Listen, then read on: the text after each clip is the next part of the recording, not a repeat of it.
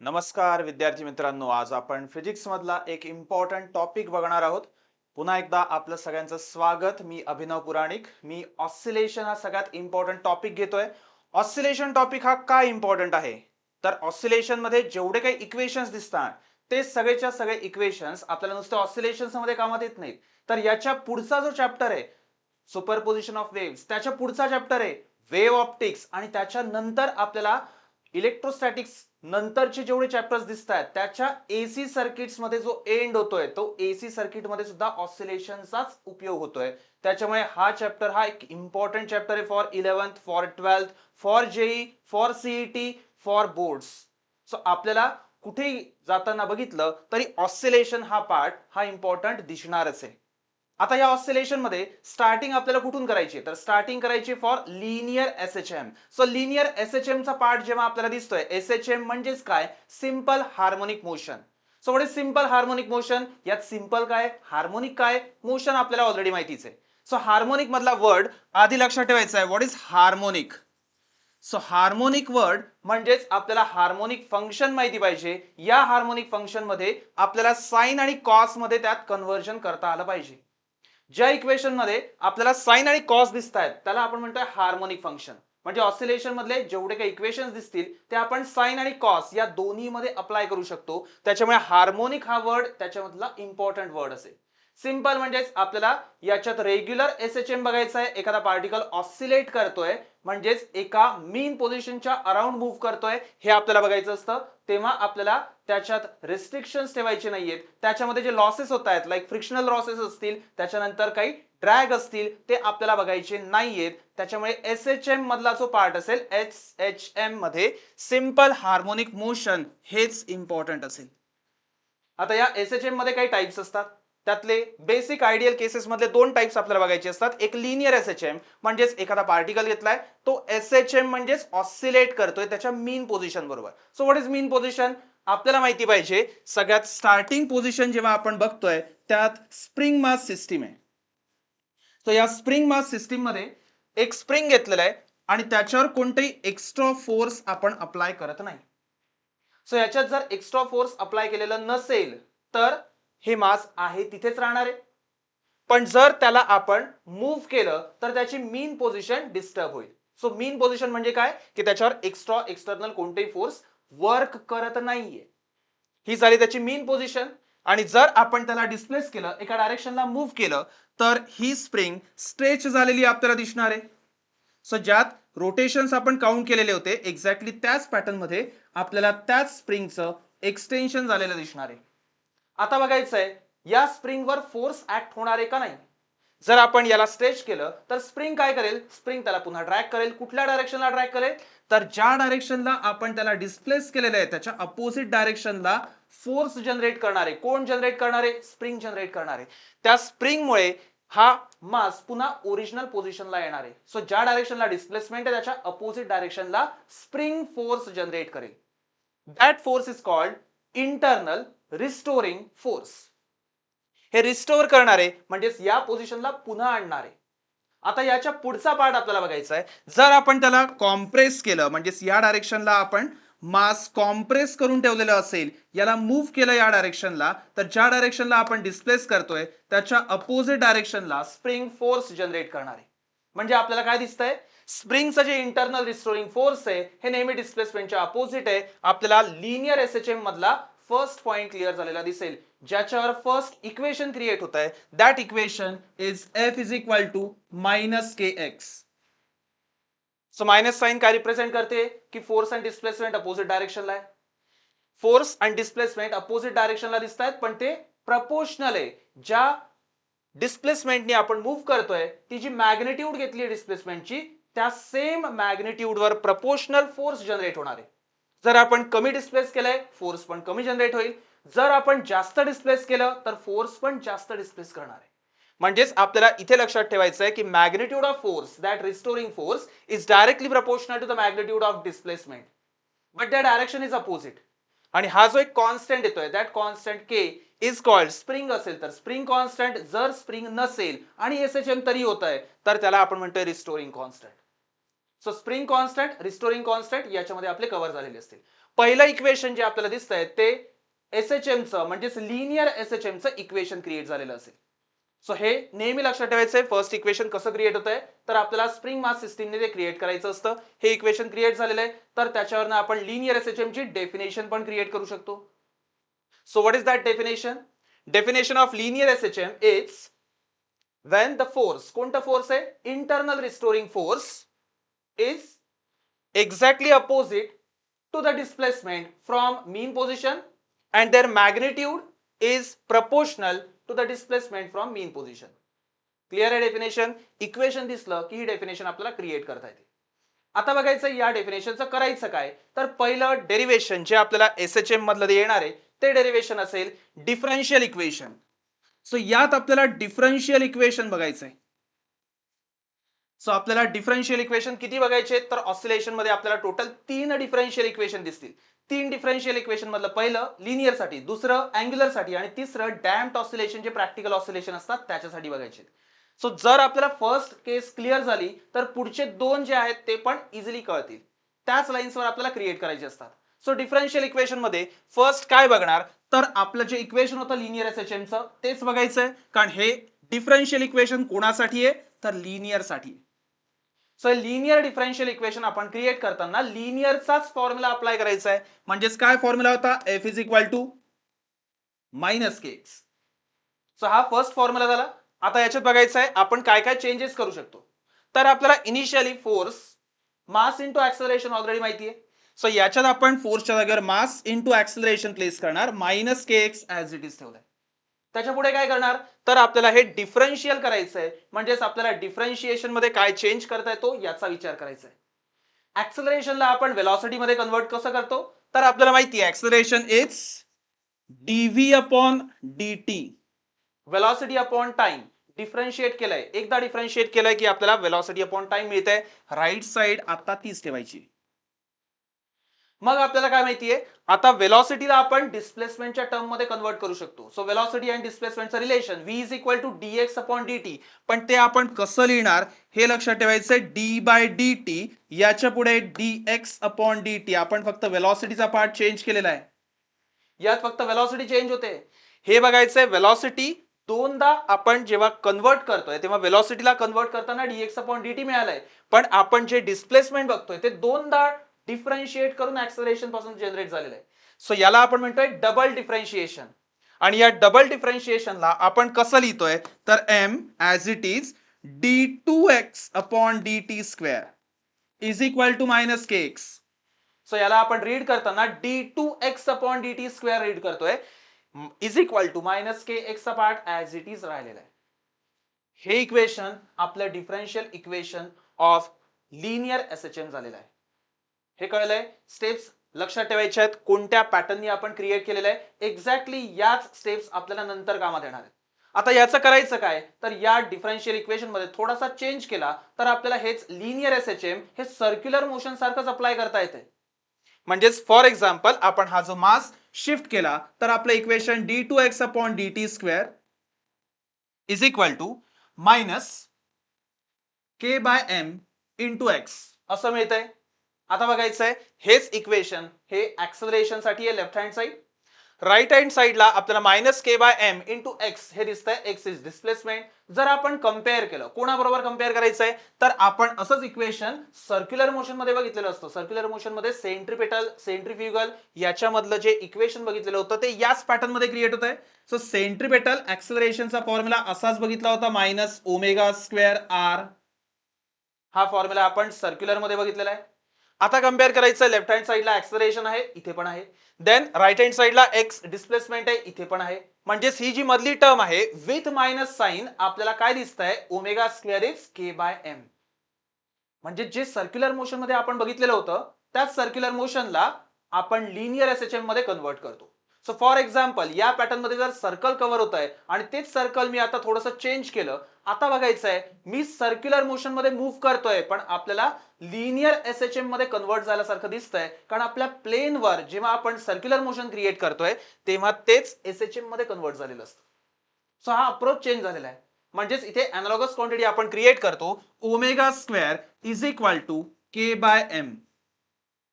और ओमेगाची व्हॅल्यू आपल्याला दिसेल omega is under root K by N.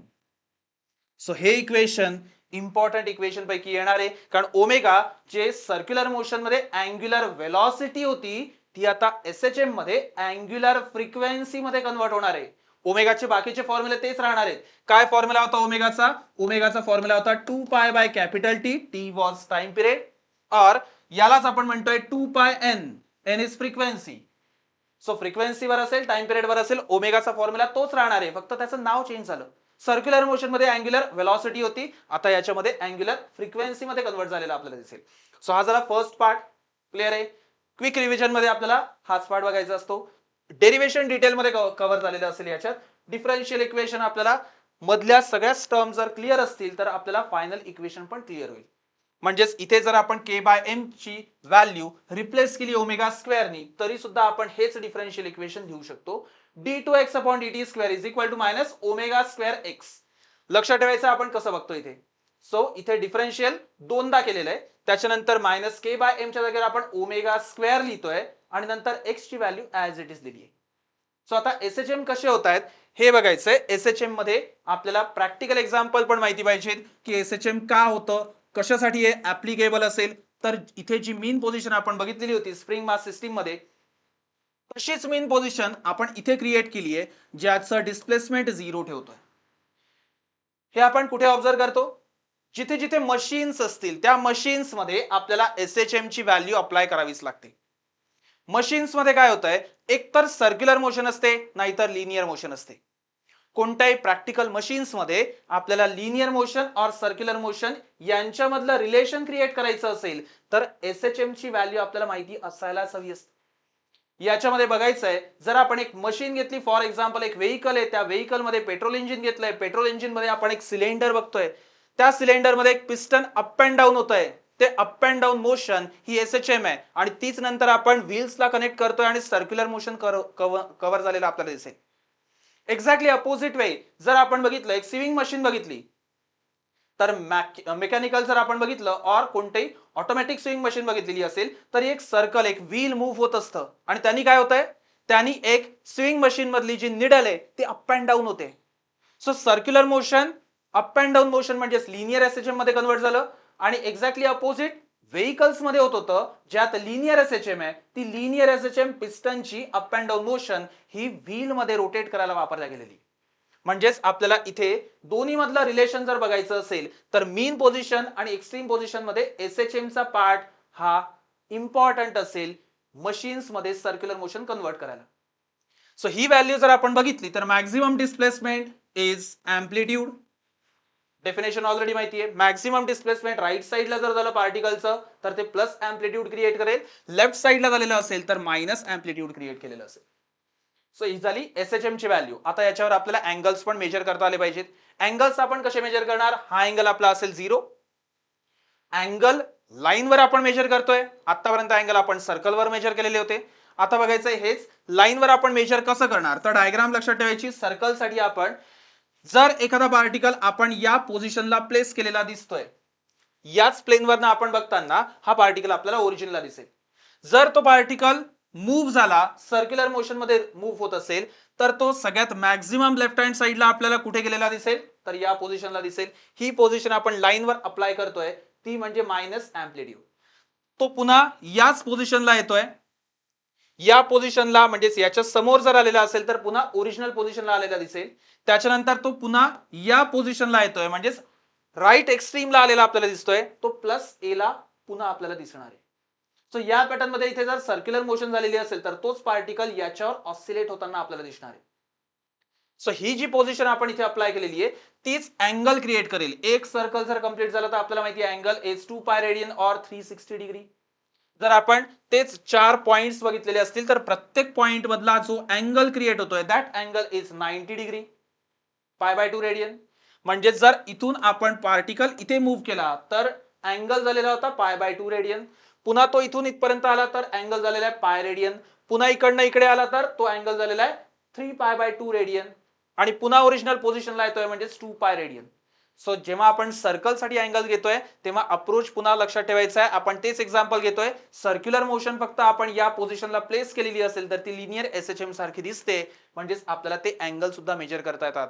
That angle is called phase angle.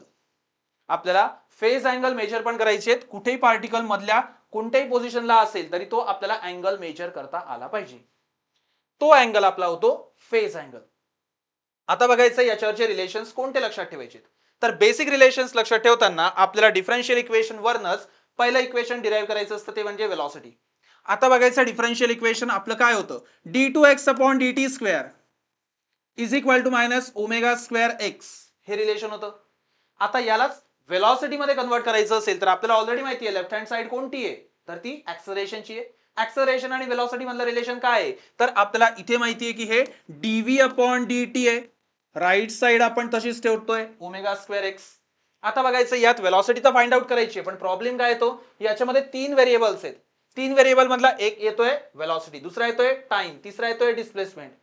At a time 3 variable आपण solve नाही करू शकत, म्हणून आपण काय करतो, 2 व्हेरिएबल्स पर्यंतच आपल्याला एखादं इक्वेशन सॉल्व्ह करता येत असतं. याच्यामध्ये आपण ऍडजस्टमेंट करतोय. ते ऍडजस्टमेंट कसे होतील, तर यातला एक व्हेरिएबल आपल्याला रिमूव्ह करायचा आहे. रिमूव्ह करताना आपण dv/dt ची व्हॅल्यू तशीच ठेवली, dx ने मल्टिप्लाय dx ने डिवाइड केलं. ही ट्रिक इंपॉर्टंट आहे, या डेरिवेशन मधली इंपॉर्टंट ट्रिक असेल.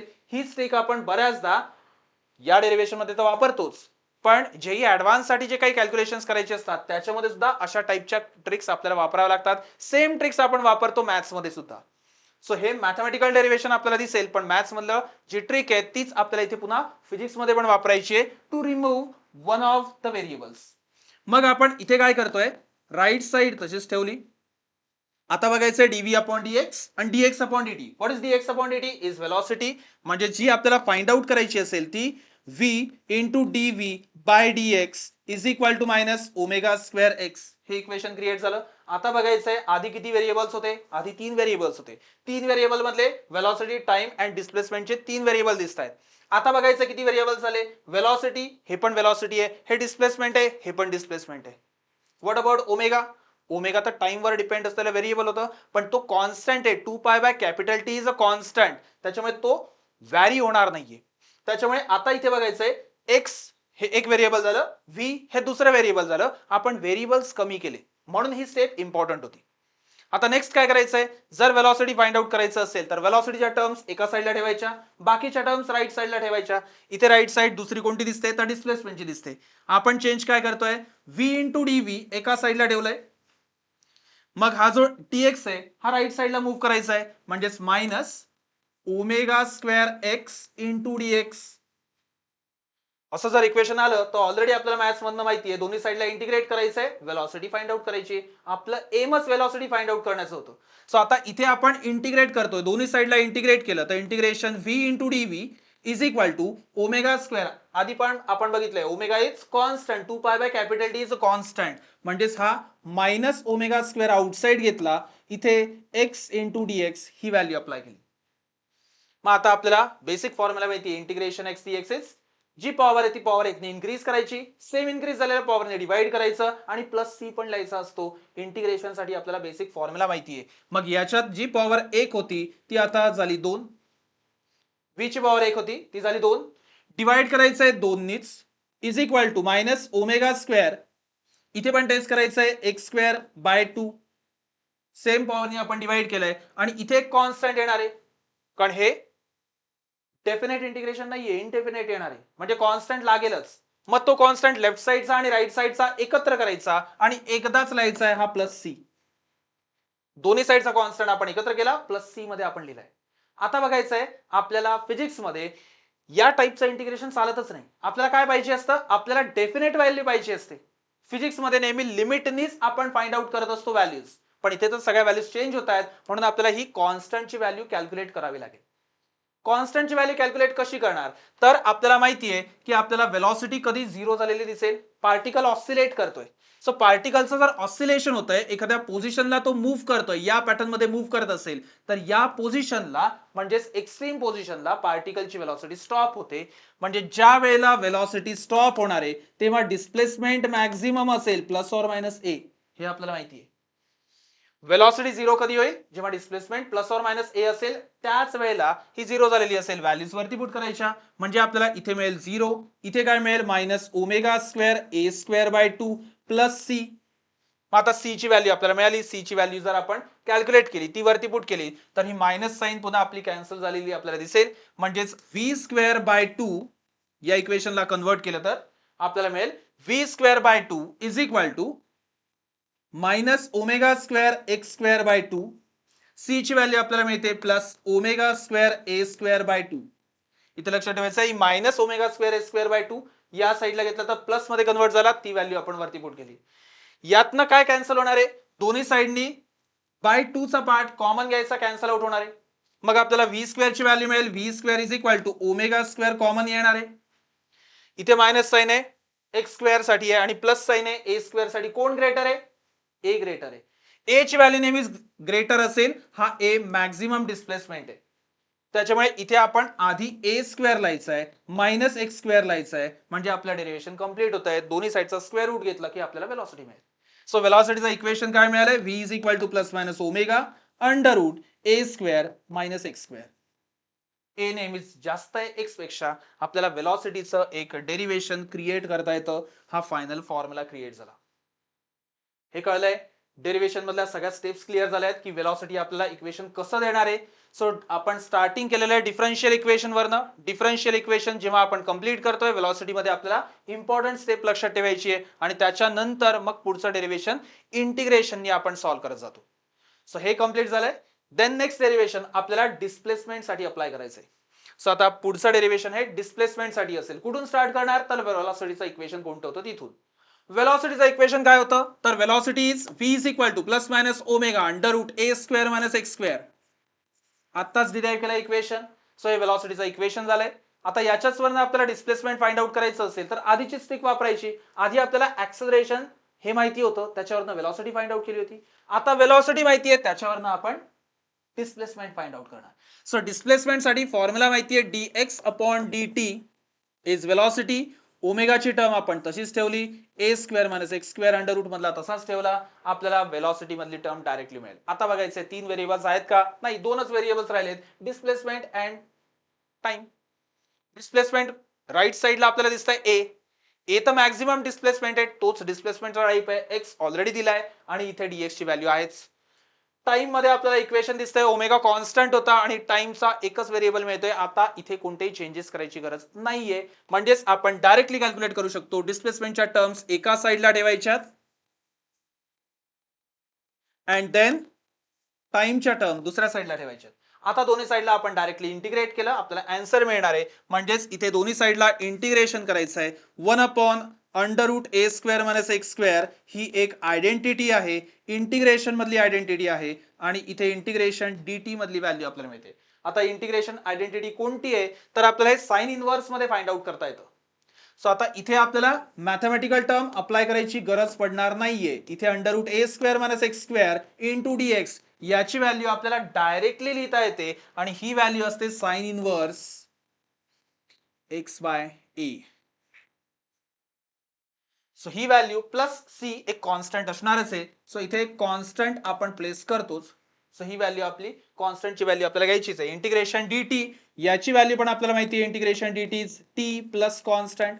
या दोन्ही व्हॅल्यूज आपल्याला पुट करायच्या आहेत. बेसिक इक्वेशन मध्ये जर आपण पुट केल्या तर आपल्याला इक्वेशन काय मिळेल, sine inverse x by a is equal to ओमेगाची टर्म ऍज इट इज आपण ठेवलेली आहे. सो ओमेगा तसाच ठेवलाय प्लस टी. सो ओमेगा आणि त्याच्याबरोबर टी आपल्याला दिसतोय आणि सगळ्या कॉन्स्टंटला मिळून एकच सिंगल कॉन्स्टंट आपण अल्फा और थीटा ही व्हॅल्यू घेत असतो. काही केसेस मध्ये याच्या जागेवर फाय पण प्लेस केलेला आपल्याला दिसेल. सो टेक्स्टबुक मध्ये अल्फा थीटा और फाय ही कुठली व्हॅल्यू आपण प्लेस केलेली असेल तर इथे एक वेगळा कॉन्स्टंट घेतलाय and that constant is known as phase angle, initial phase और epoch of SHM. Sine inverse कसं कॅल्क्युलेट करतात ऑलरेडी आपल्याला माहिती आहे. सो साइन इनवर्स ची व्हॅल्यू एक्स अपॉन ए मध्ये जर कन्वर्ट केली तर राईट साइडला साइन आपल्याला माहिती आहे ओमेगा टी प्लस फाय देईल आणि एक्स फाइंड आउट करायचा होता. सो स्टँडर्ड इक्वेशन आपल्याला मिळेल a sine omega t plus phi. हे कसं डिराईव्ह करायचं कळलंय, वेलॉसिटी वरनं आपण डिस्प्लेसमेंटचं इक्वेशन डिराईव्ह केलेलं आहे. फायनल इक्वेशन आपल्याला हे मिळणार आहे. जर पार्टिकल मीन पोझिशन पासूनच स्टार्ट होतोय तर फायची व्हॅल्यू आपल्याला घ्यायची आहे 0. जर फायची व्हॅल्यू 0 घेतली तर x is equal to a sine omega T particle starting from mean position असेल. जर आपण पार्टिकल एक्स्ट्रीम पोझिशन पासून स्टार्ट केला म्हणजेच ए पासून स्टार्ट केलेला असेल, अँगल आता आपल्याला माहिती आहे किती अँगल होणार आहे, π/2 रेडियन, 90 डिग्री कव्हर झालेला आहे. 90, 180, 270, 360 हे आपले अँगल कव्हर झालेत. म्हणजेच एक्स्ट्रीम पासून जर स्टार्ट होत असेल तर आपल्याला फायची व्हॅल्यू π/2 प्लेस करायची आहे. म्हणजे जर π/2 प्लेस केली तर sine 90 plus theta is cos मध्ये कन्वर्ट झालेला असेल. So x is equal to a cos omega t हे आपलं इक्वेशन क्रिएट होतंय when particle starts from extreme position. So हे झालं एक्स्ट्रीम आणि मीन पोझिशन साठीचं इक्वेशन. ऍट मीन पोझिशन असेल तर टाइम पण 0 घ्यायचा, आपल्याला x ची व्हॅल्यू 0 मिळेल. ऍट एक्स्ट्रीम पोझिशन घ्यायचं असेल तर आपल्याला पुन्हा x is equal to a ची व्हॅल्यू मिळणार आहे. सो क्लिअर झालेत पॉइंट्स. सो साइन 0 ची व्हॅल्यू 0 होते, देन कॉस 90 आपण प्लेस केलेला तो पण आपल्याला इथे 0 झालेला दिसतो. सो क्लिअर झालेत सगळे पॉइंट्स. सो हे पॉइंट्स जर आपल्याला माहिती असतील तर आपल्याला डिस्प्लेसमेंटच्या सगळ्या केसेस क्रिएट झालेल्या दिसतील. लास्ट इक्वेशन ऍक्सेलरेशन साठी आपण जे बघतोय ते डिफरन्शियल इक्वेशनच असतं. So differential equation a is equal to, already value माहिती आहे, a is d2x upon dt square. आणि आता हे डिफरन्शियल इक्वेशनच आहे, ओमेगा स्क्वेअर एक्स म्हणजेच acceleration is minus omega square x हे इक्वेशन आपल्याला क्रिएट झालेलं दिसेल. आणि याच्यावरनच मॅक्झिमम आणि मिनिमम व्हॅल्यूज आपल्याला फाइंड आउट करता येतात. जर a मॅक्स आपल्याला विचारलं, a मॅक्स जर आपण कॅल्क्युलेट केला, ऍक्सेलरेशन मॅक्झिमम कधी येणार, जर डिस्प्लेसमेंटची व्हॅल्यू आपण मॅक्झिमम घेतलेली असेल तर. डिस्प्लेसमेंट मॅक्झिमम किती असतं तर आपल्याला माहिती आहे a. सो ही झाली व्हॅल्यू मॅक्झिमम साठीची व्हॅल्यू. व्हेलॉसिटीचं इक्वेशन सुद्धा आपल्याला माहिती आहे, velocity is plus minus omega under root a square minus x square. याच्यात व्हॅल्यू जर आपण मॅक्झिममची फाइंड आउट केली तर v मॅक्स कधी मिळणार आहे, ज्या वेळेला v मॅक्स असेल तेव्हा x ची व्हॅल्यू आपल्याला 0 घ्यावी लागेल. So x is 0, then we get v max value as omega a value. So या दोन्ही व्हॅल्यूज लक्षात ठेवायच्या, a मॅक्स आणि v मॅक्स क्रिएट कशा होतात. Maximum acceleration, maximum velocity create कसं झालेलं आहे. एकदा जर हे क्रिएट झालं, आपल्याला क्लिअर झालेलं असेल तर ओमेगाची व्हॅल्यू फाइंड आउट करणं पण इझी होणार आहे. सो आपल्याला मॅग्नेट्यूड फाइंड आउट करायची असते, त्याच्यामुळे इथे जर मॅग्नेट्यूड आपण घेतली तर इथे प्लस साइन आपण अप्लाय करतो. आपल्याला प्लस ऑर मायनस बघायची गरज नसते. Omega square a is amplitude, जी ऍक्सेलरेशनची मॅक्झिमम व्हॅल्यू आहे. ए एम्प्लिट्यूडच्या वेळेलाच आपल्याला ऍक्सेलरेशन मॅक्झिमम मिळेल. सेम इथे पण a दिसतोय, दोन्हीचा रेशो घेतला तर a कॅन्सल होईल, आपल्याला एक ओमेगा कॅन्सल होताना दिसेल. a मॅक्स आणि v मॅक्सचा रेशो आपल्याला ओमेगाची व्हॅल्यू देईल. टाइम पिरियड फाइंड आउट करताना सुद्धा हेच इक्वेशन आपल्याला कामात येणार आहेत. सो क्लिअर आहे. यात नेक्स्ट पार्ट जेव्हा आपण बघतोय तेव्हा कंपोजिशन ऑफ एसएचएम चा पार्ट येणार आहे. So what is composition. Composition म्हणजे दोन एसएचएम ऍट अ टाइम आपल्याला मिक्स करायचे. आता दोन SHM at a time mix कधी होतात, प्रॅक्टिकली कधी होतात. प्रॅक्टिकली जेव्हा आपण पुन्हा तेच एक्झाम्पल बघतोय एसएचएम मधलं, जे पिस्टन मधलं एक्झाम्पल होतं. आता पिस्टन मध्ये काय होतंय, दोन सिलेंडर जेव्हा इंजिन मध्ये असतील तेव्हा एकदा पिस्टन डाऊनवर्ड डायरेक्शनला असेल, एकदा पिस्टन अपवर्ड डायरेक्शनला असेल. सो या पॅटर्न मध्ये पिस्टन अप अँड डाऊन होत असतात. जेव्हा पिस्टन अप अँड डाऊन होतील तेव्हाच इंजिनचं व्हायब्रेशन सगळ्यात कमी असेल. जर दोन्ही पिस्टन ऍट अ टाइम वर गेले, ऍट अ टाइम खाली आले तर आपल्याला व्हायब्रेशन मॅक्झिमम झालेले दिसतील. सो मॅक्झिमम व्हायब्रेशन आपल्याला कधीच नको असतात, आपल्याला सगळ्यात कमीत कमी आवाज पाहिजे असतो इंजिनचा, तेव्हाच ते रिफाइंड इंजिन असतं. सेम वे कंपोजिशन मध्ये आपल्याला काय काय बघायचंय तर या दोन्ही डिस्प्लेसमेंट साठी आपल्याला एम्प्लिट्यूड वेगवेगळी घ्यायची. सो जर फर्स्ट डिस्प्लेसमेंट असेल तर एम्प्लिट्यूड आपली वेगळी. डिस्प्लेसमेंटचं इक्वेशन काय होतं, x is equal to a sine omega t plus phi. आता इथे इनिशियल फेज पण वेगळा असेल. इनिशियल फेज म्हणजेच इनिशियली तो पार्टिकल कुठे, आपल्याला माहिती नाही कुठे, आधीपासून ऑसिलेट करतोय. आपण जर स्टार्ट केला की इथून स्टार्ट करायचा आहे तर हा जो पॉइंट असेल त्या पॉइंटला जो काही फेज आलेला असेल तो फेज आपण φ1 कॅल्क्युलेट करणार. सेम वे x2 ची व्हॅल्यू आपण घेतोय a2 sine omega t plus φ2. ही व्हॅल्यू आलेली असेल. सेकंड पार्टिकल पण त्याच पोझिशनला डिस्प्लेसमेंट आपल्याला देतोय. एकाच सिस्टीम मध्ये दोन पार्टिकल ऑसिलेट करतायत आणि दोन पार्टिकल ऑसिलेट करताना त्यांची एम्प्लिट्यूड वेगवेगळी येते, पण आपल्याला टाइम पिरियड सेम पाहिजे, ओमेगा सेम येतोय. Phase angle, initial phase angle हे दोन्हीचे वेगवेगळे असू शकतात. रिझल्टंट डिस्प्लेसमेंट आपल्याला कॅल्क्युलेट करायचंय. म्हणजेच आपल्याला काय करावं लागेल, x is equal to x1 plus x2 करावं लागेल. x1 प्लस x2 करताना काही कॉमन येत आहे का हे बघायचं, काहीच कॉमन येत नाही. साइनच्या आतमध्ये अँगल्स आहेत ते कॉमन घेता येत नाहीत. मग आपल्याला इथे डायरेक्टली एक्सपान्शन करता यायला पाहिजेत. सो a1 वरचं इक्वेशन बघायचं साइन. साइन ए प्लस बी चं एक्सपान्शन ऑलरेडी माहिती आहे. Sign A cos B plus cos A sine B. म्हणजेच आपल्याला इथे ए आणि बी ची व्हॅल्यू माहिती असेल तर आपण डायरेक्टली अप्लाय करणार sine omega t cos phi one plus cos omega t sine phi one. हे फर्स्ट इक्वेशन आपल्याला एक्सपान्शन केले आपण. प्लस याच्यामध्ये दुसरी टर्म पण ऍड करायची आहे, म्हणजेच a2 ची टर्म पण तशीच अप्लाय करावी लागेल. म्हणजे साइन ए प्लस बी हे एक्सपांड करावं लागेल. सो इथे sine omega t cos phi two plus cos omega t sine phi two ही टर्म आपण इथे अप्लाय करतोय. आता याच्यात एक्सपान्शन जर आपण केलं तर काही कॉमन टर्म्स आता आपल्याला घेता येतील. त्या म्हणजे sign omega T first term आणि थर्ड टर्म मधनं आपल्याला कॉमन घेता येते. सो साइन ओमेगा टी आपण कॉमन घ्यायचं आहे. इन ब्रॅकेट काय राहिलंय a1 cos phi one. So इथे येईल a1 cos phi one plus a2 cos phi two. ही टर्म आपल्याला ब्रॅकेट मध्ये दिसेल. आता सेकंड अँड फोर्थ टर्म मधनं बघायचंय. सेकंड अँड फोर्थ टर्म मधनं आपल्याला काय कॉमन घेता येतंय तर कॉस ओमेगा टी कॉमन घेता येतंय. म्हणजेच इथे प्लस कॉस ओमेगा टी आपण प्लेस केलंय. पुन्हा तसंच a1 sine phi one plus a2 sine phi two ही टर्म आपल्याला प्लेस करता येईल. आता याच्यात बघायचंय आपण ऍडजस्टमेंट कसं करतो. ऍडजस्टमेंट करताना जर दोन टर्म्स आपल्याला ऍड होताना दिसत आहेत, दोन्ही टर्म कॉस मधल्या टर्म्स आहेत, म्हणजेच कॉस आणि कॉसची ऍडिशन रिझल्टंट पुन्हा कॉस मध्येच कन्वर्ट होणार आहे. सो ही जी टर्म आपल्याला ब्रॅकेट दिसते याच ब्रॅकेट टर्मला आपण काय ट्रीट करतोय, दोन्ही अँप्लिट्यूडचा रिझल्टंट क्रिएट होईल कॅपिटल आर. कॉस आणि कॉस याच टर्म्स आपल्याला ऍडिशन देणार आहेत, पुन्हा ते कॉस मध्येच येणार आहे. आणि phi one and phi two चे अँगल होते त्याचा रिझल्टंट अँगल क्रिएट होणार आहे आणि तो अँगल आपण इथे डेल्टा मध्ये लिहितो. सो आर कॉस डेल्टा या टर्म साठी ब्रॅकेट टर्म साठी आपण लिहितोय. सेम वे सेकंड ब्रॅकेट साठी पण लिहिता येईल. सेकंड ब्रॅकेट मध्ये आपल्याला काय दिसतंय, या ब्रॅकेट मध्ये आपल्याला लिहिता येतंय की a1 आणि a2 तसेच आधी सारखे r आपल्याला रिझल्टंट अँप्लिट्यूड देईल. साइन आणि साइनचे ऍडिशन आधी सारखंच कॉस आणि कॉस कॉस मध्ये कन्वर्ट झाला होता. साइन आणि साइन पुन्हा साइन मध्येच कन्वर्ट होणार आहे, म्हणजेच इथे साइन डेल्टाची व्हॅल्यू आपल्याला मिळणार. आता बघायचं इक्वेशन कसं मॉडिफाय झालं. So it become sine omega t R cos delta plus cos omega t R sine delta असं इक्वेशन क्रिएट झालेलं आहे. म्हणजेच आपल्याला आधी सारखेच टर्म आर जर कॉमन घेतला तर आपल्याला दिसेल sine omega t cos delta plus cos omega t sine delta. आधीचाच एक्सपान्शन आता कॉम्प्रेस करायचं आहे, म्हणजेच फायनल इक्वेशन आपल्याला मिळतंय आर, जो रिझल्टंट अँप्लिट्यूड आपण आउटसाइड घेतलाय sine omega t plus delta. हे आपल्याला एक्स साठी अप्लाय करता येईल. रिझल्टंट मधली व्हॅल्यू जी आपण फाइंड आउट केली आहे त्याचं इक्वेशन हे आधीच डिस्प्लेसमेंटच्याच इक्वेशन सारखं क्रिएट झालेलं आपल्याला दिसेल. X is the resultant displacement. त्याची रिझल्टंट अँप्लिट्यूड किती आलेली आहे, रिझल्टंट अँप्लिट्यूड आलेली आहे R. So R was resultant amplitude. Now this is omega. Omega आधीपासून आपण कॉन्स्टंट ठेवलाय तो तसाच राहिला. डेल्टा रिझल्टंट अँगल क्रिएट झालेला आपल्याला दिसेल. सो या पॅटर्ननी आपल्याला काय शो करता येतंय, this is again SHM equation.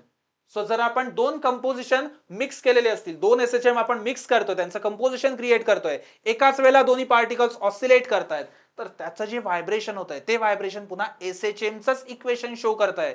So the composition of two SHM is again SHM हे आपल्याला इथे शो करता येतं. याचा जो रिझल्टंट आहे तो पण आपण असाच कॅल्क्युलेट करू शकतो. रिझल्टंट म्हणजेच आर ची व्हॅल्यू आता कॅल्क्युलेट करायची आहे, तर ती आर ची व्हॅल्यू हे जे आपण ऍडजस्ट केलेलं होतं त्याच्यावरनं आपण फाइंड आउट करणार. कसं कॅल्क्युलेट करायचंय तर a1 cos फाय वन हीच व्हॅल्यू आपण इथे अप्लाय करतोय. So a1 cos phi one plus a2 cos phi two याला आपण म्हटलं होतं आर कॉस डेल्टा.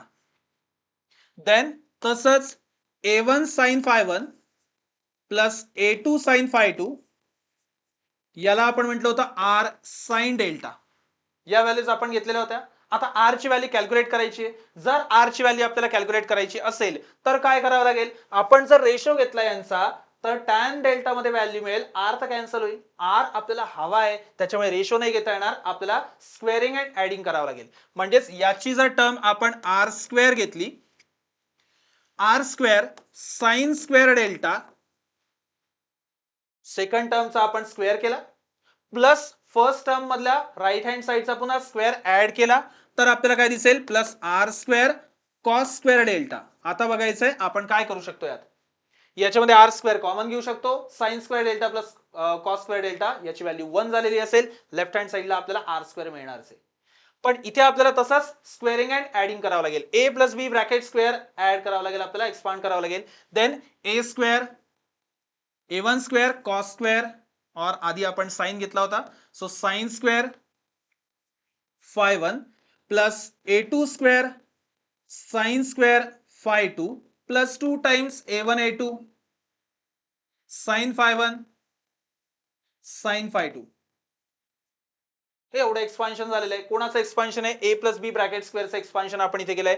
ए कोण होता a1 साइन फाय 1 त्याचा square plus B square plus 2 times A B ही व्हॅल्यू आपण एक्सपांड केलेली. A plus B bracket square expand झालाय. दुसऱ्यामध्ये तसाच ऍड करायचा आहे म्हणजे ते प्लस करावं लागणार आहे.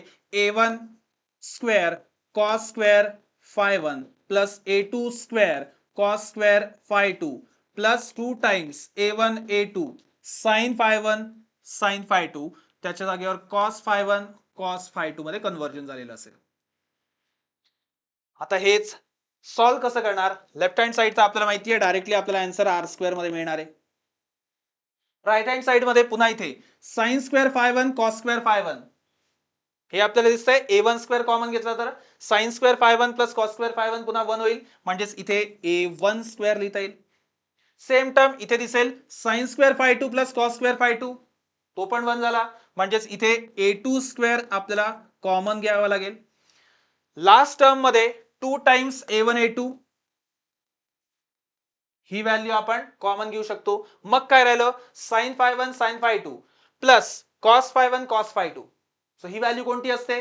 पुन्हा आपल्याला एक्सपान्शन माहिती आहे. मॅथ्स मधले एक्सपान्शन जर आपण अप्लाय केलेले असतील तर sine phi 1 sine phi 2 plus cos phi 1 cos phi 2 हे इक्वेशन आपल्याला कुठे मिळतं तर आपल्याला हे equation cos A minus B मधलं एक्सपान्शन मिळणार आहे. म्हणजेच इथली जी टर्म आपल्याला मिळणार आहे ती कॉस मधली टर्म मिळणार आहे आणि त्याच्यामध्ये फाय 1 आणि फाय 2 चा डिफरन्स मिळणार आहे. सो हे क्लिअर झालंय. एक्सपान्शन आपण कसं बघतोय. फायनल इक्वेशन आर साठीचा इक्वेशन आपल्याला मिळेल. So a1 square plus a2 square plus 2 times a1 a2 cos phi 1 minus five 2 हे इक्वेशन आपल्याला मिळणार आहे ते कम्प्लीट स्क्वेअर रूट मध्ये असेल म्हणजेच आर चं फायनल इक्वेशन हे क्रिएट झालेलं आपल्याला दिसेल. जसं वेक्टर्स मध्ये आपण अप्लाय करतो रिझल्टंट वेक्टरचं इक्वेशन असतं त्याच पॅटर्न मध्ये इथे पण इक्वेशन रिझल्टंट साठीचं क्रिएट झालेलं आपल्याला दिसणार आहे. सो डेरिवेशन मॅथमॅटिकल असतील पण ते सिम्प्लिफाईड असे करता येतात. सो आपल्याला रिटर्न मध्ये जर लिहायचं असेल तरी थेअरीसाठी सुद्धा आपल्याला हे डेरिवेशन इम्पॉर्टंट आहेत. कसं डिराईव्ह करायचं याची प्रॅक्टिस आपल्याला जर करता आली तर फार चांगलं होतंय न्यूमरिकल सॉल्व्ह करताना. त्याच्यामुळे प्रॅक्टिस करायची न बघता याच पॅटर्न मध्ये सॉल्व्ह करून बघायचं तेव्हा आपलं मॅक्झिमम डेरिवेशन कंप्लीट झालेलं असेल. देन लास्ट पार्ट आपल्याला दिसतोय. लास्ट पार्ट मध्ये आपल्याला एनर्जीज बघायच्या असतात. कोणत्या एनर्जीज आहेत तर कायनेटिक अँड पोटेन्शियल एनर्जी हे आपण याच्यामध्ये कॅल्क्युलेट करतो. सो एसएचएम मधला पार्टिकल आहे आणि त्याला कायनेटिक अँड पोटेन्शियल एनर्जीज बघायच्या असतात. सो कायनेटिक एनर्जी कुठून आपण बघणार तर कायनेटिक एनर्जी आपल्याला बघायचं असेल तर आपल्याला फॉर्म्युला रिवाइज करायचा. कायनेटिक एनर्जीचा फॉर्म्युला काय हाफ एम व्ही स्क्वेअर. त्याच्यामध्ये आपल्याला व्ही दिसणार आहे. सो व्ही ची व्हॅल्यू आपल्याला माहिती आहे का हे आधी बघावं. मग व्ही ची व्हॅल्यू आपल्याला माहिती आहे. मग ती व्हॅल्यू काय v is equal to plus minus omega under root A square minus x square ही व्हॅल्यू आपल्याला माहिती आहे. मग काय करायचं याचा स्क्वेअर लागणार आहे म्हणजेच आपल्याला कायनेटिक एनर्जीच्या फॉर्म्युल्यामध्ये पुट करताना half m v square put करायचा आहे. याच्यात हाफ एम आपण तसाच ठेवला व्ही स्क्वेअर केलाय म्हणजे omega square in bracket A square minus x square हे इक्वेशन क्रिएट झालेलं आपल्याला दिसेल. सो कायनेटिक एनर्जी डेरिवेशन करणं हे फार सोपं आहे. याच्यामध्ये जास्त काही करायची गरज नाही. वेलॉसिटी माहिती असेल तर आपल्याला हाफ एम व्ही स्क्वेअर मध्ये पुट करायचं आहे. ती व्हॅल्यू आपल्याला डायरेक्टली फायनल इक्वेशन देईल हाफ एम ओमेगा स्क्वेअर ए स्क्वेअर मायनस एक्स स्क्वेअर. पण याच्यात एक लक्षात ठेवायचं आहे एम ओमेगा स्क्वेअर ही जी व्हॅल्यू आहे ही आपण कंबाईन करू शकतो आणि याच्या जागेवर आपण काय लिहू शकतो तर half K in bracket A square minus x square. लक्षात ठेवायचं आहे ओमेगा सगळ्यात फर्स्ट पॉइंट पासून आपण बघत आलेलो आहे. ओमेगाची व्हॅल्यू आपण इथे काय पुट केलेली ओमेगा स्क्वेअर ही व्हॅल्यू आपण के बाय एम मध्ये पुट केलेली होती. त्याच्यामुळे omega is equal to under root K by m हे इक्वेशन आपण इथे पण वापरलेलं आहे. सो के ची व्हॅल्यू एम ओमेगा स्क्वेअर, जे इथे येत होतं ते के मध्ये आपण कन्वर्ट केलं. What was K? K was restoring constant. Spring असेल तर स्प्रिंग कॉन्स्टंट, त्याच्या व्हॅल्यूज आपण इथे पुट केल्या आणि कायनेटिक एनर्जीचं इक्वेशन क्रिएट झालेलं दिसेल. सेम वे नेक्स्ट आपल्याला फाइंड आउट करायचं आहे ते म्हणजे पोटेन्शियल एनर्जी इक्वेशन. पण पोटेन्शियल एनर्जी इक्वेशन हे काही आपण एमजीएच फॉर्म्युलाने क्रिएट नाही करणार. का नाही करणार? तर एमजीएच मध्ये हाईट लागते आणि हाईट सुद्धा तो अप्रॉक्सिमेट फॉर्म्युला आहे. ग्रॅव्हिटेशन मध्ये माहिती आहे आपल्याला की आपल्याला हाईट ही फार कमी असेल as compared to the radius of earth और रेडियस ऑफ प्लॅनेट, तरच एमजीएच फॉर्म्युला अप्लाय करता येतो. Otherwise that formula is approximate formula. मग या केसमध्ये मेकॅनिकल जेव्हा आपण पोटेन्शियल एनर्जी कन्वर्ट करतोय, कॅल्क्युलेट करतोय, तेव्हा आपल्याला 3 स्टेप प्रोसेस माहिती पाहिजेत. या 3 स्टेप प्रोसेस कोणत्या आहेत? फर्स्ट स्टेप मध्ये आपल्याला फोर्स माहिती पाहिजे. इथे आहे का? आहे, माहिती आहे आपल्याला. फोर्स काय आहे? F is equal to minus K x आहे. सेकंड माहिती पाहिजे, फोर्स माहिती असेल तर वर्क कॅल्क्युलेट करता आलं पाहिजे. वर्क आणि फोर्स यांचं रिलेशन काय? Work is force into displacement. हे कॅल्क्युलेट इझिली करता येईल. आणि नंतर आपल्याला 2 इम्पॉर्टंट कन्व्हर्जन फॅक्टर माहिती पाहिजेत. एक म्हणजेच वर्क एनर्जी कन्व्हर्जन आणि दुसरं एनर्जी मधलं कन्व्हर्जन. सो आपल्याला एनर्जी टू एनर्जी कन्व्हर्जन माहितीये. Conservation of energy, kinetic energy potential मध्ये कन्वर्ट होते, पोटेन्शियल एनर्जी कायनेटिक मध्ये कन्वर्ट होते, आणि वर्क एनर्जी कन्व्हर्जन मध्ये work is always change in kinetic energy. हे फॉर्म्युले आपल्याला माहिती पाहिजेत. म्हणजेच पोटेन्शियल एनर्जी कॅल्क्युलेट करायचं असेल तर आपल्याला आधी फोर्स माहिती पाहिजे. मग फोर्स वरनं F is equal to minus k एक्सचा फॉर्म्युला घ्यायचा. मग त्याच्यावरनं वर्क डन फाइंड आउट करायचं असेल तर ही फोर्सची व्हॅल्यू इनटू डिस्प्लेसमेंटची व्हॅल्यू विथ निगेटिव्ह साइन लिहायची. आता ही निगेटिव्ह साइन का लिहायची असते? ही निगेटिव्ह साइन आपण एसएचएम मध्ये अप्लाय करतोय. एसएचएम मध्ये कोणतेही फ्रिक्शन नाहीये, हे आधी आपण बघितलेलं आहे. फ्रिक्शन नाहीये म्हणजेच हे जे फोर्स आहे हे कन्झर्वेटिव्ह फोर्स आहे. कन्झर्वेटिव्ह फोर्स असेल तर वर्क डन डीडब्ल्यू is equal to minus F d x, हे इक्वेशन आपल्याला लिहिता येतं. सो क्लिअर आहे? हे मायनस साइन का लिहिलेली आहे? Minus sign is not because direction is opposite, because it is work. Work is a scalar quantity. म्हणजेच इथे कन्झर्वेटिव्ह फोर्स असल्यामुळे आपण ही मायनस साइन अप्लाय केलेली दिसेल. So minus and minus cancel each other and then डीडब्ल्यू is equal to F च्या जागेवर आपण लिहितोय के एक्स डी एक्स. ही व्हॅल्यू आपल्याला वर्क डन देईल. So final work done find out करताना इंटिग्रेशन डीडब्ल्यू घ्यायचं आहे. म्हणजेच इथे के आउटसाइड लिहिता येईल. एक्स डीएक्स ची व्हॅल्यू फ्रॉम 0 टू एक्स मध्ये अप्लाय करायची आहे. एक्स आता आपल्याला लिमिट पण पुट करायची आहेत. आता माहिती नाही की मॅक्झिमम ए पर्यंत जाणार आहे, पण इन बिटवीन असेल तर आपल्याला किती पोटेन्शियल एनर्जी दिसेल हे फाइंड आउट करायचं आहे. म्हणून आपण इथे एक्स दिलाय, नॉट ए. मग आपण याचं इक्वेशन लिहू शकतो x square by 2 with limit सुद्धा आपल्याला तेच इक्वेशन मिळणार आहे. प्लस सी लिहायची इथे गरज नाहीये, लिमिट्स आहेत. त्याच्यामुळे वर्क डन मिळतंय 1/2 के एक्स स्क्वेअर. के ची व्हॅल्यू काय ते माहितीच आहे आणि सेम पोटेन्शियल एनर्जी मध्ये आपण ते कन्वर्ट करतोय. जे वर्क डन मध्ये आपल्याला दिसतंय तेच पोटेन्शियल एनर्जी मध्ये बाय 2 कन्झर्वेशन आपण बघितलंय, work energy conservation and energy energy conservation. याने आपण हे डायरेक्टली अप्लाय करतोय. आता ही व्हॅल्यू आपल्याला दिसते half k x square. X ची व्हॅल्यू ऑलरेडी माहिती आहे, m omega square x square.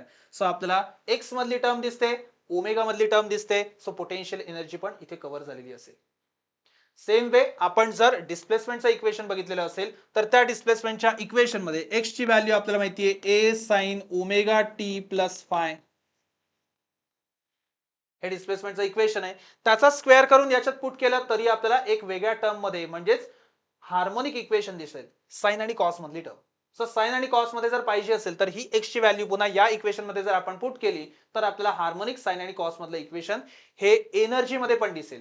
Same term जर आपण इथे कायनेटिक एनर्जी मध्ये पण अप्लाय केलेली असेल तर कायनेटिक एनर्जी मध्ये आपल्याला जो एक्स दिसतोय त्याच्यात ती टर्म आपण अप्लाय करू शकतो और इथे वेलॉसिटी मध्ये डायरेक्टली अप्लाय करू शकतो. वेलॉसिटी मध्ये कशी? तर डिस्प्लेसमेंटची जी व्हॅल्यू आपल्याला माहिती आहे a sine omega t plus phi, याच्या जागेवर व्ही आपण कॅल्क्युलेट केला तर डीएक्स अपॉन डी टी करावं लागेल. म्हणजेच a omega cos omega t plus phi ही व्हॅल्यू आपण याच्यामध्ये पुट करणार. सो याच्यात लक्षात ठेवायचं आहे व्ही च्या जागेवर आपण कॉस मधली टर्म घेतोय, म्हणजेच व्ही स्क्वेअर ची व्हॅल्यू आपल्याला कॉस मधली टर्म दिसेल. आणि जेव्हा पोटेन्शियल एनर्जी फाइंड आउट करायची असेल तेव्हा पोटेन्शियल एनर्जी मध्ये आपल्याला साइन मधली टर्म दिसेल. साइन स्क्वेअर असेल तिथे कॉस स्क्वेअर झालेला असेल. ही झाली पोटेन्शियल अँड कायनेटिक एनर्जी. म्हणजेच टोटल एनर्जी फाइंड आउट करताना दोन्ही ऍड करायचे. सो आता जर टोटल एनर्जी कॅल्क्युलेट करायची असेल तर ती kinetic energy plus potential energy झाली. कायनेटिक एनर्जी किती येते? तर कायनेटिक एनर्जीसाठी आपल्याला के टर्म मधला फॉर्म्युला माहिती आहे, half k a square minus x square. आणि पोटेन्शियल एनर्जी मध्ये के चा पार्ट माहिती आहे, हाफ के नुसता एक्स स्क्वेअर. आता जर एक्सपांड केलं तर हाफ के एक्स स्क्वेअर दोन्ही साइडनी कॅन्सल होतोय, मायनस अँड प्लस जात आहेत, म्हणजेच आपल्याला हाफ के ए स्क्वेअर मधली टर्म दिसेल. याच्यामध्ये आपल्याला total energy in terms of capital K और एम ओमेगा स्क्वेअर दोन्ही मध्ये कॅल्क्युलेट करता येतात. सो एम ओमेगा स्क्वेअर ए स्क्वेअर ही सुद्धा टोटल एनर्जी झाली. जर आपल्याला मास मधलं न्यूमरिकल दिलेलं असेल तर आपल्याला सेकंड इक्वेशन अप्लाय करायचं आहे, सेकंड फॉर्म अप्लाय करायचा आहे. जर आपल्याला रिस्टोरिंग कॉन्स्टंट मधलं इक्वेशन दिलेलं असेल तर के चा फॉर्म यूज करायचा आहे. सो काय दिलंय त्याच्यानुसार आपण दोन पैकी कुठलाही फॉर्म्युला अप्लाय करू शकतो. जर आपल्याला फेज अँगल दिलेले असतील तर साइन आणि कॉसच्या टर्म पण आहेत, पण टोटल एनर्जीसाठी साइन आणि कॉस येणार नाहीये, कारण आपल्याला लक्षात पाहिजे साइन स्क्वेअर आणि कॉस स्क्वेअर होणार आहेत कायनेटिक अँड पोटेन्शियल एनर्जी मध्ये, त्यांची व्हॅल्यू ऍड होऊन आपल्याला 1 झालेली दिसेल. सो इथे साइन आणि कॉसची टर्म दिसणार नाहीये, ती sine square theta plus cos square theta 1 झालेली असेल.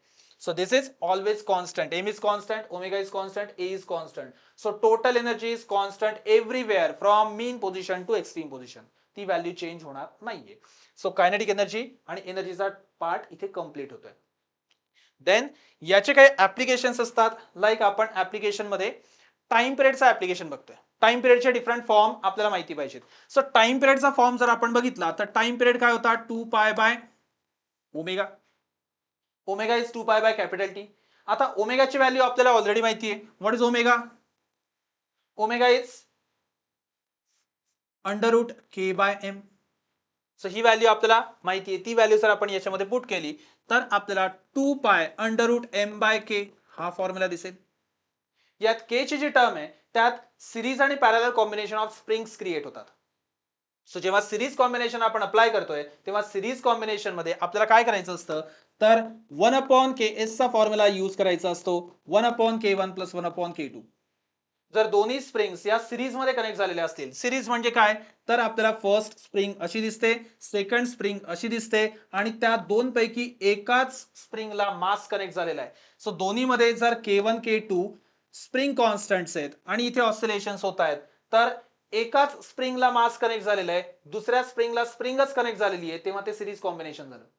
जर पॅरलल कॉम्बिनेशन अप्लाय करायचं असेल तर पॅरलल साठी फॉर्म्युला आहे K1 plus K2, direct formula येणार आहे. रेझिस्टन्सचा जो फॉर्म्युला आहे सिरीज अँड पॅरललचा त्याच्या अपोजिट सिस्टीम इथे चालते. रेझिस्टन्सच्या अपोजिट सिस्टीम स्प्रिंग्स मध्ये असेल, त्याच्यामुळे पॅरलल साठी K1 प्लस K2 फॉर्म्युला आहे, सिरीज साठी 1 अपॉन K चा फॉर्म्युला यूज करायचा आहे. यात पॅरलल कॉम्बिनेशन काय आहे, तर पहिलं कॉम्बिनेशन नेहमी लक्षात ठेवायचं आहे की जर एक मास दोन स्प्रिंगला ऍट अ टाइम कनेक्टेड असेल तर ते पॅरलल कॉम्बिनेशन झालंय. इथे लक्षात ठेवायचं ही जी डायग्राम ड्रॉ केलेली ती पॅरलल साठी झालेली आहे. नॉर्मल पॅरलल कॉम्बिनेशन ऑलरेडी आपल्याला माहितीच आहे. जर आपण एका सिस्टीम मध्ये एक स्प्रिंग घेतलेली आहे, दुसरी स्प्रिंग घेतलेली आहे, आता इथे पण बघायचं आहे दोन स्प्रिंग्स ऍट अ टाइम एका मासला कनेक्ट झालेले आहेत. सो इथे पण तेच आहे, हे जे मास आहे ऍट अ टाइम दोन स्प्रिंगला कनेक्ट झालेलं आहे, त्याच्यामुळे इथलं कॉम्बिनेशन आपल्याला पॅरलल कॉम्बिनेशन दिसेल. सो हे दोन्ही पॅरलल कॉम्बिनेशन, सिरीज पॅरलल कॉम्बिनेशनची व्हॅल्यू आपण या के मध्ये, रिझल्टंट के मध्ये पुट करू शकतो and time period find out करू शकतो. सो आता इन टर्म्स ऑफ फोर्स मध्ये सुद्धा व्हॅल्यूज आपल्याला कॅल्क्युलेट करता येतात. टाइम पिरियडच्या इक्वेशन मध्ये मास आणि के ची व्हॅल्यू ही फार इम्पॉर्टंट असते. जर आपल्याला फोर्स मास इंटू ऍक्सेलरेशन माहिती आहे आणि के ची value in terms of force, magnitude of force मध्ये पण माहिती आहे. So F is equal to minus K x हा जो फॉर्म्युला होता तो मॅग्निट्यूड मध्ये घेतलेला आहे, प्लस मायनस आपण लिहिलेलं नाहीये. याच्यातनं जर व्हॅल्यूज आपण पुट केल्या, मासची व्हॅल्यू इथे पुट केली आणि के ची व्हॅल्यू इथे पुट केली, तर आपल्याला इन टर्म्स ऑफ फोर्स मधलं रिलेशन पण मिळेल. ते कसं मिळतंय, तर 2 पाय अंडर रूट एमच्या जागेवर आपण काय लिहू शकतो, फोर्स अपॉन ए. सो ही व्हॅल्यू आपल्याला फोर्स अपॉन ए मध्ये लिहिता येते. आणि के च्या जागेवर आपण लिहू शकतो force upon x. So force upon x आपण इथे लिहू शकतो. सो ही व्हॅल्यू दोन्ही साइडनी फोर्स कॅन्सल करेल आणि आपल्याला इक्वेशन देईल 2 pi under root x upon a. So ही इक्वेशन आपल्याला टाइम पिरियड ऑफ एसएचएम साठीचं इक्वेशन मिळणार आहे. So time period is 2 pi under root x upon a. हेच आपल्याला सिंपल पेंडुलम मध्ये पण अप्लाय करता येतं, सेकंड पेंडुलम मध्ये पण अप्लाय करता येतं. तिथे मग आपल्याला सेम डिस्प्लेसमेंट मधली व्हॅल्यू ही न्यूमरेटरला दिसेल, ऍक्सेलरेशनची व्हॅल्यू आपल्याला डिनॉमिनेटरला दिसेल. So time period of simple pendulum हे असं ऍप्लिकेशन पण असेल. सो नेक्स्ट ऍप्लिकेशन आपल्याला दिसेल simple pendulum. What is simple pendulum?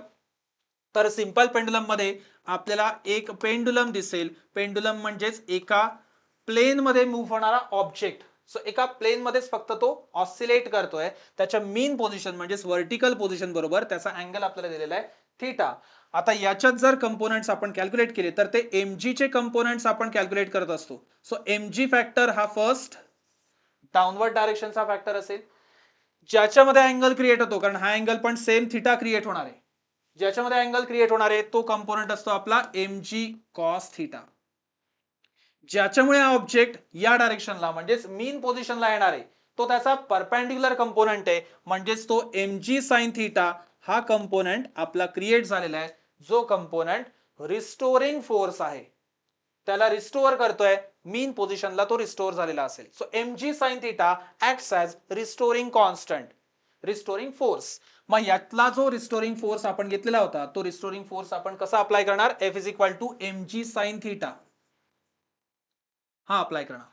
Minus sign पुन्हा इथे अवॉइड केलेली आहे, फक्त डायरेक्शन अपोजिट आहे. हे इथे इम्पॉर्टंट आहे कारण फोर्स इज वेक्टर क्वांटिटी. आता जर अँगल फार स्मॉल असेल तर हे लिनियर एसएचएम मध्ये कन्वर्ट होईल. जर आपल्याला स्मॉल अँगल दिसला, स्मॉल अँगल म्हणजे किती स्मॉल, तर तो 10 डिग्री पेक्षा कमी असेल आणि नंतर तो रेडियन मध्ये कन्वर्ट केलेला असेल तर तो स्मॉल अँगल साइन थीटाची व्हॅल्यू आपल्याला थीटा देईल. सो याच्यात आपण अप्रॉक्सिमेशन यूज करतोय. For small angle MG into theta is force. हे कधी अप्लाय करता येतं? स्मॉल अँगल थीटा असेल तेव्हाच.